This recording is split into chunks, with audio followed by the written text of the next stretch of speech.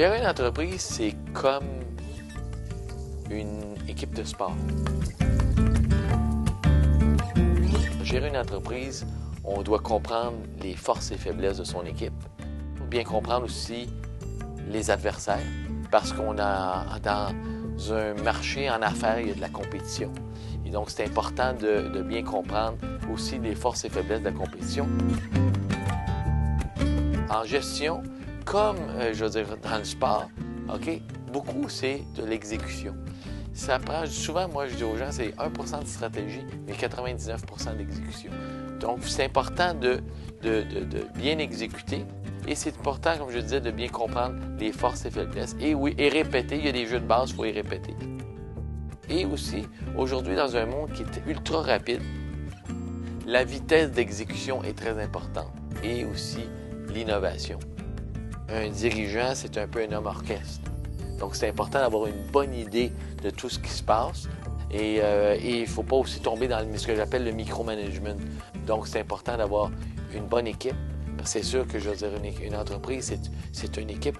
Une entreprise, les gens disent « Ah, vous avez une belle entreprise, ça. » Mais c'est les gens qui sont dedans qui font l'entreprise. Et la qualité des gens qui s'adaptent aussi à une culture. Il y a une culture d'entreprise. Cette culture-là d'entreprise, chez nous, elle est axée beaucoup sur l'innovation, la rapidité d'exécution et aussi ne jamais prendre rien pour acquis. Donc, on a une culture très entrepreneuriale et on met beaucoup d'emphase sur, chez nous, l'entrepreneurship. Les qualités d'un bon gestionnaire, je dirais d'abord, ça prend beaucoup d'énergie. C'est la communication. Tous les 3-4 mois, on rencontre nos employés à tous les niveaux. Et il faut faire comprendre à tous où est-ce que le bateau s'en va. Qu'est-ce qu'on a comme challenge.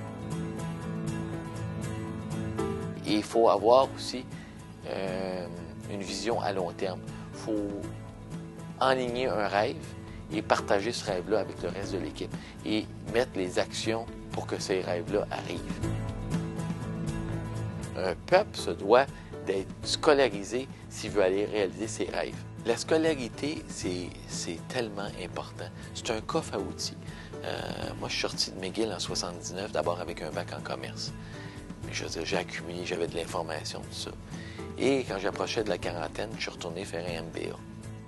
Je suis retourné probablement parce que les choses avaient changé. C'était un rafraîchissement important. Et avec l'expérience que j'avais, j'ai partagé avec des gens qui étaient dans d'autres domaines. L'exercice physique, je veux dire, je joue 2 fois par semaine au hockey. C'est un excellent anti-stress. Je skie aussi régulièrement, mais aussi je fais de la course à pied. Ça renforce, je dirais, ça crée un sentiment de bien-être qui est renforcé l'individu et qui permet naturellement de mieux performer. La vision à long terme, un des points importants, c'est de vouloir contrôler son avenir. Dans les années 90, on a mis d'avant une gamme comme Oasis Peau Santé. Les volumes au début étaient petits, mais on savait que c'était une tendance lourde. Et je veux dire, écoutez, heureusement qu'on l'a fait. Donc aujourd'hui, c'est un produit à gros volume.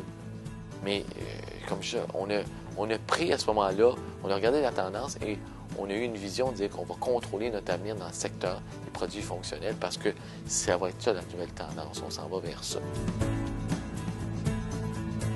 L'innovation est importante dans une entreprise et dans la vie parce que rien est stable aujourd'hui. C'est-à-dire qu'il ne faut pas penser que la façon qu'on faisait des affaires il y a 10 ans va continuer comme ça.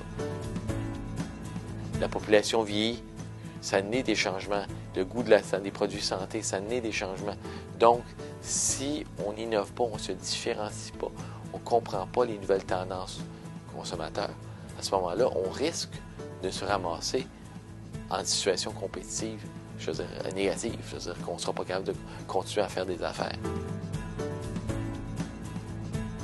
Innover, pas juste dans les produits comme tels, mais aussi dans nos procédés de fabrication. On est constamment à l'affût de dire, bon, où est-ce qu'on peut être meilleur, faire un meilleur produit ou le faire à moindre coût, tout en respectant le goût du consommateur. Ça ne veut pas dire de le faire meilleurement, c'est-à-dire de le faire à couper dans la qualité du produit, mais si dans les procédés de fabrication, on peut être meilleur, bien, pourquoi pas? Ce qui me motive à venir tous les jours travailler, je dirais, c'est les gens et l'équipe. Les affaires, c'est des chiffres, oui, mais aussi c'est des relations humaines. C'est partager, foncer ensemble, trouver des opportunités.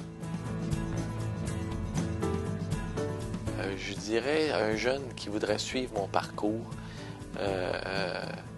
du courage, et je vais lui donner le conseil comme ma vieille mère qui vit encore, je le vois, 91 ans, elle m'a tout le temps dit quand j'étais jeune, pas capable, ça n'existe pas. Et si le jeune dans ton environnement, tu te fais dire par certains, tu sais, on est né pour un petit pain, c'est pas vrai, on est né pour le pain qu'on veut.